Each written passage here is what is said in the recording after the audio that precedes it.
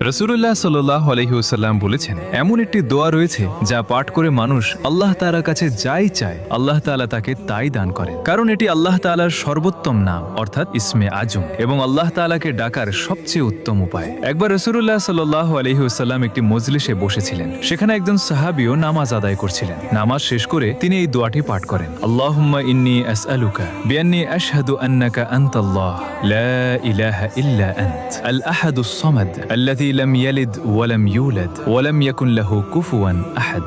রাসূলুল্লাহ সাল্লাল্লাহু আলাইহি ওয়াসাল্লাম এই দোয়াটি শুনলেন এবং সেই সাহাবীর দিকে ফিরে বললেন, তুমি কি জানো তুমি আল্লাহর যেসব নাম ধরে ডেকেছো তা আল্লাহ তাআলার কাছে কতটা প্রিয়? তিনি আরো বলেন, যে কোনো মানুষ এই দোয়াটি পাঠ করবে এবং এটি পাঠ করার পর তার দ্বীনি বা দুনিয়াবি যে কোনো মনের আশা বা ইচ্ছা আল্লাহর কাছে পেশ করবে, আল্লাহ তাআলা তার সেই ইচ্ছা বা দোয়া ফিরিয়ে দেবেন না, কারণ এটি আল্লাহ তাআলার অত্যন্ত মর্যাদাপূর্ণ ও মহান বাণী।